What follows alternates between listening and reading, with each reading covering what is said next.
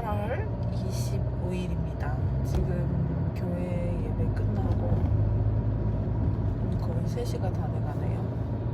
오전 예배가 11시인데 이래저래 하니까 시간이 이렇게 됐네요.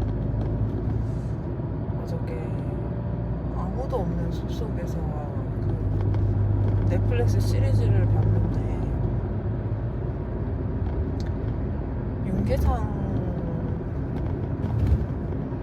나오시는 배우님 나오시는 윤계상님이 아빠로 나오는데 윤계상님이 나오시는 그 영화 같은 그런 시리즈를 봤는데 어떻게 하다가 가족 그 호텔 같은 모텔을 운영하시는데 어쨌든 돌아가셔요. 그 살인 사건이 일어나서 그 경제적으로 이제 너무 힘드니까 엄마가 이제 그거를 버티다가 이제 돌아가시거든요. 자살을 하셨어요. 그리고 결국에 아빠가 나중에 정신이 돌아오지 않는 상태까지 갔는데 너무 쉽게 생각했었던 것 같아요. 다른 사람들은 그 영화를 보고 그냥 IMF 때 이제 힘들었던 사람들이 주변에 되게 많았거든요. 어른들, 주변에 힘든 어르신들을 보고 진짜 아는 제 친구 아빠는 뭐 어쨌든 3년 정도 집에 계셨다고 하고 자살하신 분도 진짜 많고 IMF 때. 근데 그냥 제가 너무 어린 마음에 그들의 그 고통을 너무 작게 생각했다기보다는 그렇게까지 큰지 몰랐었던 것 같아요. 왜냐면 이제 결국 그 영화라서 그런지 모르겠는데 결국 그 연쇄살인범을 그 아들이 죽이고 그리고 윤계상 배우님이 아빠로 나오는데 정신이 돌아오지 않고 엄마는 자살을 하는 그런, 그러니까 너무 억울하잖아요. 그러니까 일을 하다 보면 되게 열심히 일을 했는데 억울한 상황들이 오거든요. 분명히 오거든요. 근데 그때 왜 어떤 사람들은 너무 잘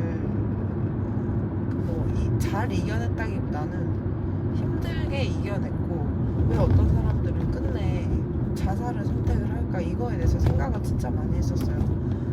왜냐면 이제 우리 가족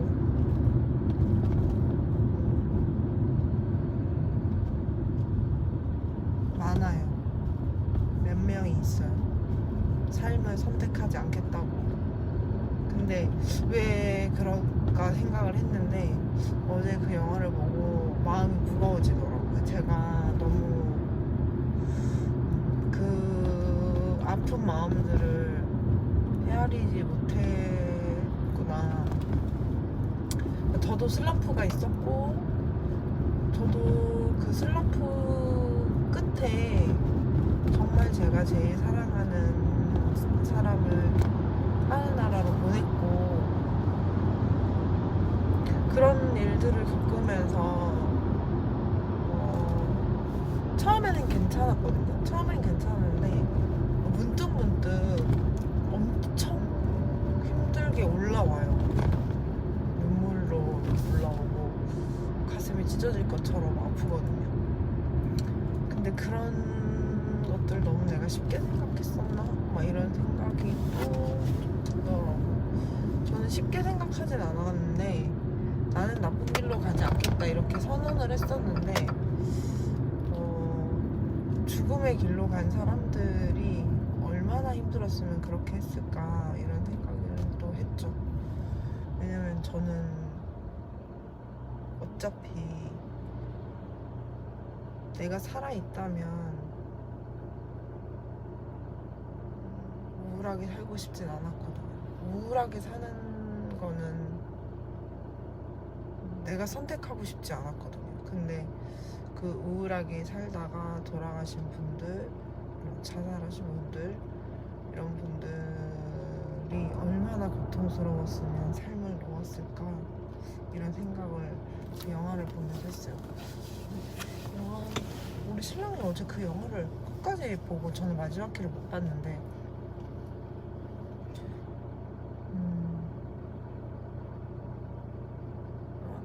대부분은 억울한 일을 당하고 안 당하는 사람도 있고 그 정도의 차이가 있지만 정말 억울한 일을 당하고 그 일을 통해 자기가 괴물이 될지 전사가 될지는 자기가 선택을 하잖아요. 근데 저는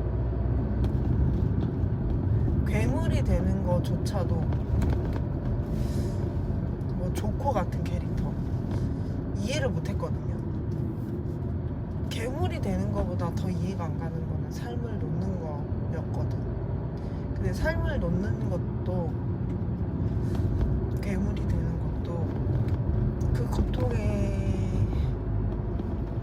크기가 얼마나 컸으면 그랬을까 하는 생각이 들어서 좀 마음이 무거웠어요. 어쩌면 저도 제가 만드는 지옥이라는 견고한 성 안에 있지 않을까. 왜냐면 엄마랑 동생이랑 연락을 안 하고 있는데 엄마랑 동생에게 내가 친절하고 내가 좀 더 사랑을 주는 사람이었다면 우리 관계가 이렇게 되진 않았을 텐데 지금은 연을 끊고 살고 있잖아요. 아빠도 그렇고 이모도 그렇고 이모 가족들도 그렇고 저와 관련된 모든 가족들 한 명도 없어요. 한 명도 없어요 지금. 저의 원가족이었죠. 결혼하기 전에는. 근데 단 한 명도 없어요. 그리고 남이었던 저희 신랑이 저한테 원가족이 됐죠. 근데 그 이전에 엄마, 아빠, 동생, 이모, 그러니까 이모가 제일 가까운 엄마 같은 존재였고 뭐 이모 딸도 그렇고 근데 모든 가족들과 연을 끊을 때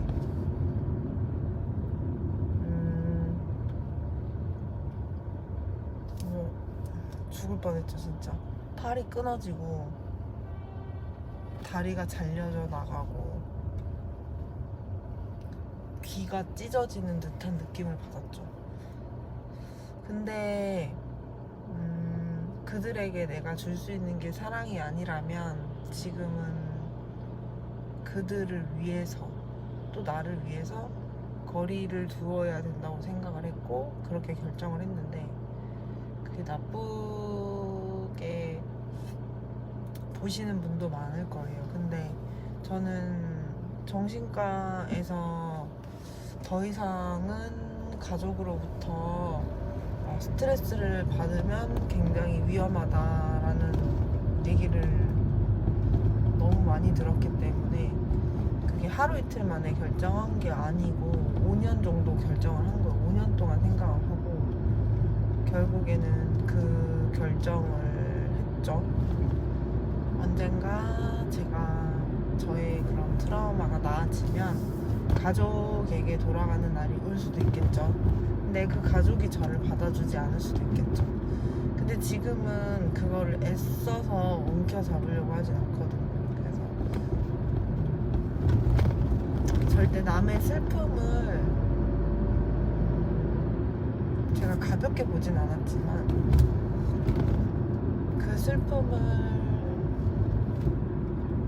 함부로 말하지 말아야 되겠다 생각을 했어요. 정말로 정말 입 밖으로 꺼내는 모든 말들은 저의 인생으로 돌아오는데 정말 조심해야 되겠다는 생각을 했고, 저 또한 저의 삶이 가족이 없다 보니까 되게 초라하다고 느꼈던 그런 순간들이 되게 많았거든요. 근데 또 그 반대로 제가 그래도 하나님에게 기도할 수 있는 어떤 그런 시간과 마음이 있다면, 그리고 나를 또 아직도 되게 아껴주시는 분들, 제가 늘 얘기하는 김순옥 고객님, 박현아 고객님, 유효정 언니, 연아 언니, 유선 언니, 지연이, 최정희 집사님, 태강이 어머님, 김명숙 강사님, 우리 목사님, 이 10명은 정말 제가 목숨을 드릴 수 있을 정도의 사람들이거든요. 그래서 그분들이 저한테는 가족이고 또 저에게는 사랑이기 때문에, 가족이 없어도 사랑할 수 있다는 거를 또 다른 누군가에게 얘기해주고 싶어요. 그러니까 가족이 미워서 떠나는 게 아니고, 그 가족과 같이 있으면 너무 아파서 거리를 두는 거기 때문에 나쁘게 사람들이 받아들이지 않았으면 좋겠어요. 저 또한 제가 그렇게 생각을 했으면 좋겠어서. 어제 그 영화를 보니까 마음이 좀 많이 무거워져서, 한 사람의 죽음이 얼마나 많은 파장을 일으키고 얼마나 많은 시간을 고통을 동반을 하게 하는지, 그게 이제 저는 제가 어제 신랑한테 얘기했거든요. 너는 네가 가장 사랑하는 사람을 잃었을 때의 고통을 넌 절대 몰라. 그러니 나에게 함부로 하지 않았으면 좋겠어, 이렇게 얘기했어요. 근데 뭐 신랑이 저한테 함부로 한 적은 없지만 그 고통에 대해서 좀 한 번쯤은 생각해 줬으면 좋겠다고 얘기했어요. 근데 뭐 되게 지금 저한테 되게 잘하고 있기 때문에 뭐 제가 더 할 말은 없는데, 그래도 감히 알 수가 없어요. 감히 사랑하는 사람을 잃은 그 고통은 말을 할 수가 없어. 거의 죽는 고통 같았어. 그러니까 내가 죽을 수도 있겠다 하는 정도의 고통이었어요. 그래서 맨날 김창완 아저씨가 라디오로 했던 얘기 중에 가장 위안이 됐던 게, 돈에 대한 고통이 가장 레벨이 낮은 고통이다. 그러니 돈에 대한 고통은 좀 마음으로 내려놓을 줄 알아라. 이 말이 되게 좋았거든요, 저는. 그래서 가족에 대한 그런 사랑을 늘 품고 사는 사람들에게 꼭 하고 싶은 얘기가, 사진 많이 찍고, 그리고 소소하게 매일 사랑해 라고 표현하고, 그리고 매일 장문은 아니더라도 카톡으로라도 고맙고 미안하고 사랑한다 이런 표현 되게 잘 하고, 그리고 늘 눈을 마주치면서 사랑을 표현을 하고, 그게 굉장히 중요한 것 같아요. 그런 사람이지는 못했어요, 저는. 우리 할머니에게, 누군가에게도. 그래서 저는 앞으로 그런 남은 저의 시간들을 저희 신랑에게나 저희 강아지들에게도 늘 그런 사랑을 표현하고, 말로 표현하고, 그리고 하나님께 기도하고, 감사함에 기도하고, 그다음에 사랑한다는 마음을 보내고, 그렇게 또 살겠습니다. 안녕.